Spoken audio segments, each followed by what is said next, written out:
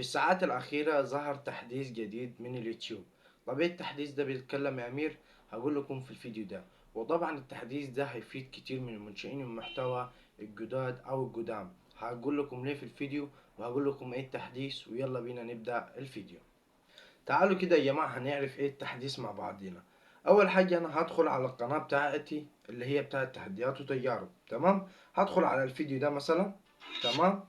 ظهر معايا هنا تعليقات، تمام. في واحد كاتب لي ايه؟ تعليق. فشايفين انتوا العلامة الزرقاء هنا؟ اول ما هدوس على التعليق مثلا ما عرفتش ارد او اي حاجة، باجي ادوس على التعليق هنا. بص ظهر ايه هنا جنب؟ بص على الجنب، بيقول لك تسجيل صوتي. بيقول لك انقل للتسجيل رد صوتي اللي هو 30 ثانية. طب ايه ده بيعمل يا امير؟ ده احسن تحديث يعتبر نزل لمنشئين المحتوى الجداد او القدام. ليه؟ لان انا مثلا لو بادئ جديد زي القناه بتاعتي دي، وجالي دلوقتي بتاع فيديو تحدي بيقول لي اتحداك تعرف تاكل اندومي كوري الاصلي مش المصري 3 اكس، صعب جدا تاكله، هو ممكن يكون غالي شويه. انا دلوقتي مش عارف ارد هقول له ايه، تمام. مش عارف مثلا اكتب مشغول في حاجه، مش مشغول مثلا. باجي على طول على التعليق، تمام، واجي على علامه التسجيل اللي هنا. بيقول لك اقصى حاجه 30 ثانيه، يعني ما تقدرش تزيد عن ال 30 ثانيه. اديني بدوس على العلامه الحمراء اللي قدامكم دي، تمام. تمام بدي له حسنه وبتكلم. لا ما اقدرش مثلا اعمل التحدي ده، الفيديو الجاي بعمله لك كده مثلا، تمام. كده خلصت مثلا التسجيل بتاعي، بدوس على علامه القفل، تمام. عايز تسمع هتسمع من هنا، تمام.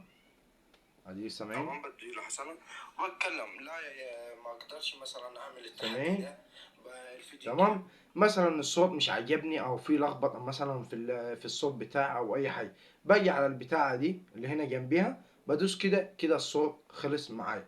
لكن هاجي اسجل تاني، معلش مش هقدر اصور التحدي لانه تحدي صعب، تمام. هدوس على دي. بعد كده مثلا خلاص كده هبعت له، هدوس على ارسال، تمام. هنستنى مع بعضينا. جال تحميل ردك الصوتي. بص لو جينا كده، تمام، هننتظر مع بعضينا كده. بص كده يا جماعة، اهو ظهر التعليق عندي اهو، بص كده. جيل تاني، معلش مش هقدر اصور التحدي لانه تحدي صعب، تمام. بص كده على طول تلقائيا هتلاقيه الصوت بتاعي وصل للناس، تمام. انا همسحه عشان انا اصلا رديت عليه. فليه انا بقول لكم يا جماعة؟ كده لما مسحته جالي تم ازالة الرد، تمام، على طول تلقائيا، يعني مش هيواجهك باذن الله اي مشاكل. طب ليه يا امير ان ده هيفيد منشئين المحتوى الفترة الجاية؟ طبعا انا مثلا زي اكني منشئ محتوى، بيجي لي مثلا في اليوم تعليقات كتير، بتجي لي اكتر مثلا من 50 تعليق. فما بعرفش ارد عليهم، ولا بقدر مثلا ايه، اكون مشغول في حاجه ولا اقدر ارد. فمش هستعجل في الكتابه، لا ده بقى هعمل ايه، هدوس على التسجيل على طول وابدا اسجل بصوتي والناس تسمع الصوت. وبرضه يقدروا يحولوا الصوت لنص لو مثلا ما فهموش الكلام، ما فهموش اي حاجه، يقدروا يحولوه لنص. فعشان كده يا جماعه بقول لكم التسجيل ده باذن الله هيكون في فتره قادمه. طبعا مش هتلاقوه عند قنوات كتير، بس باذن الله هيظهر في فتره قادمه، وباذن الله هيكسر الدنيا، لانه تحديث هيبقى جامد للمنشئين المحتوى كلهم. لان محتوى المنشئين المحتوى هيفيدهم اكتر ناس، من اكتر من المشاهد نفسه. وكده يا حبايب قلبي نكون وصلنا لنهاية الفيديو. يا رب الفيديو يعجبكم، وبإذن الله هيعجبكم. يا ريت ما تنسوش تشتركوا في القناة وتفعلوا الجرس عشان يوصلكوا كل جديد.